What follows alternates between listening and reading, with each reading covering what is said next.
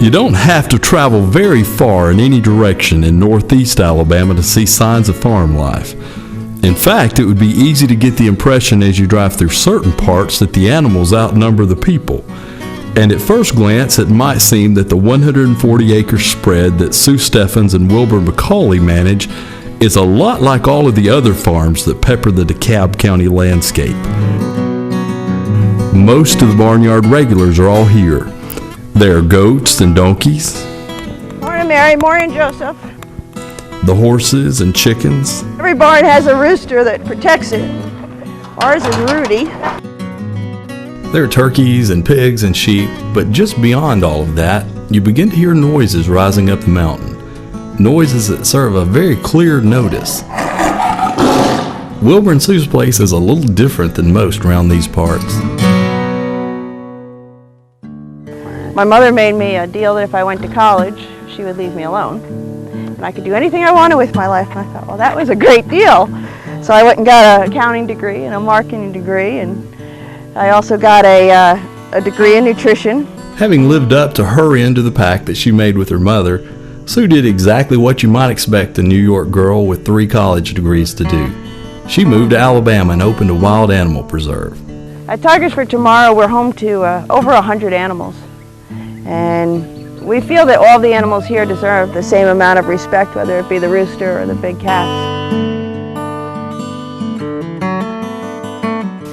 When I first got out of high school, I secured a job as a veterinary technician, and previous to that I had trained horses and ran a show barn, so I always had an interest and a love for animals. These days, Sue and Wilbur's focus has shifted mostly to the wild animals. We have 36 big cats, we have 5 wolves, and a bear. And almost all of those are animals that were rescued from a fate that looked pretty bleak. The calls come in weekly.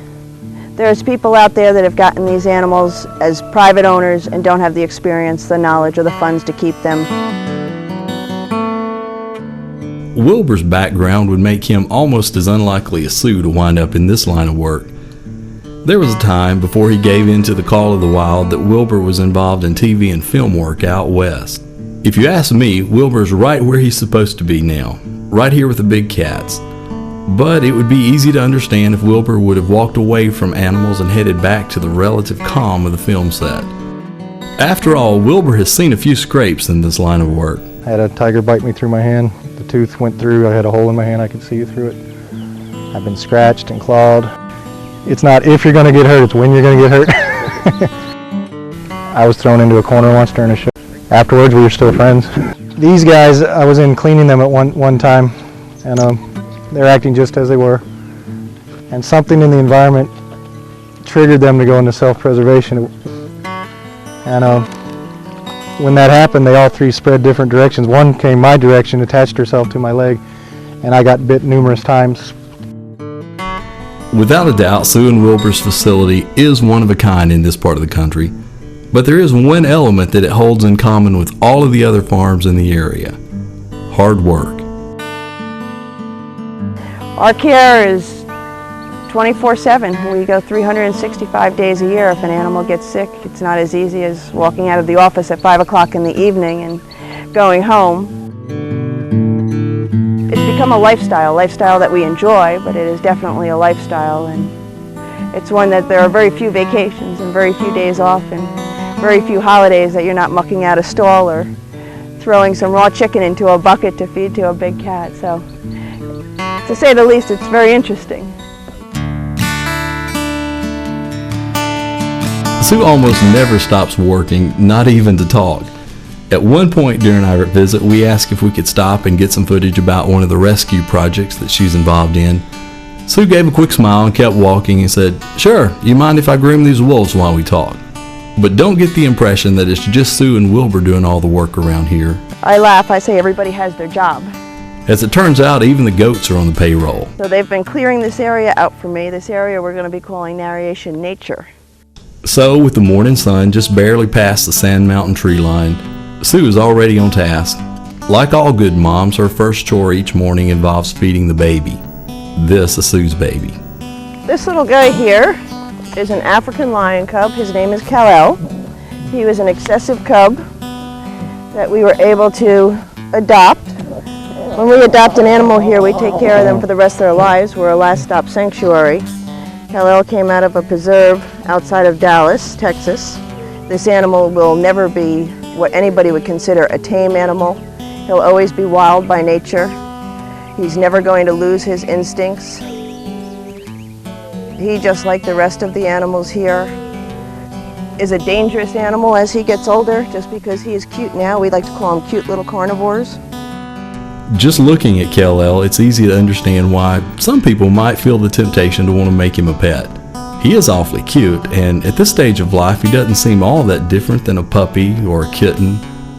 Wilbur offered up some visual aids to help us understand just how different he is. What Sue has here are some examples of what lions are capable of. These two toys in particular. One is a toy, which is a very hard plastic ball. They say they're indestructible. This, we don't have to explain, it's metal.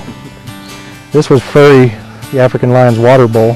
Those are all from his canines, and this is a lion that's not fully mature yet that did this right here. What we're going to do one day is do a whole wall of all their toys that they've destroyed to show what these big cats can actually do to a toy in play.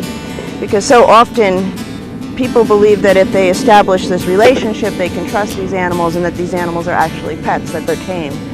Tame is kind of a word we forbid here. All of these animals, we like to say, are always wild by nature.